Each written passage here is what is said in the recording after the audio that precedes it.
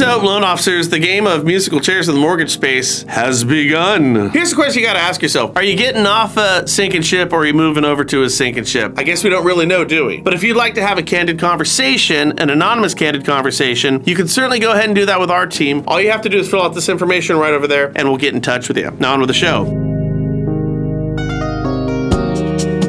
Did you know on this day in 1980, Mount St. Helens blew up? It's kind of like the mortgage space right now, isn't it? And oh, speaking of the Pac Northwest, which is where Mount St. Helens is located, Caliber is suing Cross Country for a branch up in Washington that said Pac Northwest. Primarily the Pac Northwest. Now expect more of these type of lawsuits of scorned lovers to happen in the mortgage industry as our market continues to erode. Now, I just sat in on a corporate conference call a couple of days ago of a fairly large mortgage company who had a number of identifiable industry, let's call them big wigs, and they all said that about a third of the mortgage space is going to be a goner. You guys are on borrowed time. A third of the companies and a third of the loan officers. So as it goes with our story here, 80 of Caliber's went to Cross Country, and I suspect when they did that, they took their databases, that's a no-no, and maybe some other stuff that didn't belong to them, and they paid in the process one Pac Northwesterner over at Caliber a whole bunch of money to get his people to jump ship and head over to Cross Country with them. So now they're suing. They're suing based on a loan officer taking their databases and somebody getting a big old signing bonus. Well, that sounds like every mortgage company in the history of mortgage company history. Here's the thing that you all know but nobody talks about. When somebody moves, a loan officer, they take their database with them every single time, and every company knows this because every company participates in this game of shenanigans. It's just a matter of if you're gonna get caught or not. And as far as the signing bonus goes, the more desperate a company gets, the more irrational they're going to get with their spending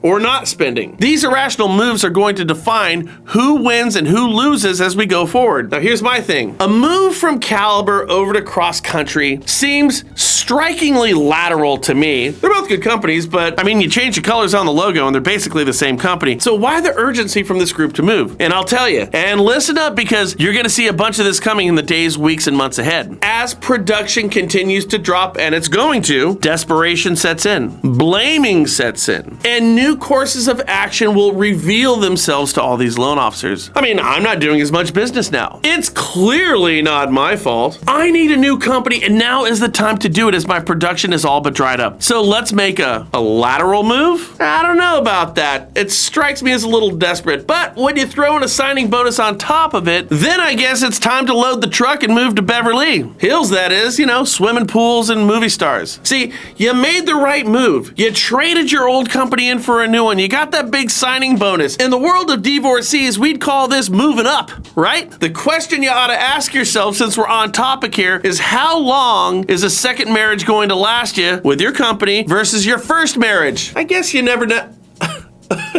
Oh wait, hold on. Actually, we do kind of know. First marriages last 50% of the time, they fail 50% of the time. Second marriage, 67% failure. Second marriage, 67% fail. And while we're on topic, if you get married a third time, 74% of those suckers fail. So Caliber, check the NMLS licenses on all of those loan officers who just left to see how many are on their second, third, or fourth marriage, and then chuckle to yourself. Because one, well, it sucks you lost production, but two, there's a good chance you just offloaded some of your headaches onto somebody else, and that someone is going to take their production and probably move on to another spouse. Because understand this, short of that fella who got that giant signing bonus, everyone else, all those other loan officers, they're just pieces of a puzzle following a leader. See, they're part of the pride, but they ain't the leader of the pack now, are they? Meaning probably a few moves to go got them to where they're at right now, and probably a few more before all of this whole thing is said and done. But I guess you never know, right? So lots more of this is going to happen in the mortgage space. Here's my thinking. If you're a loan officer and you're moving for simply a signing bonus to make up for lost revenue, it's a bad move. If it's vanity because you're being coveted, and let's face it, we all love to get coveted now, don't we? It's a bad move. Make a move because you're moving into a decidedly better situation. That's the only good move. That's what you need to do. Because remember, a third of you and these companies are gone, going away. So as I said, are you moving from a sinking ship to a sinking ship? We really need to figure this out. Now, the reason why some companies are going to fail and some are not is really about imagination. Having it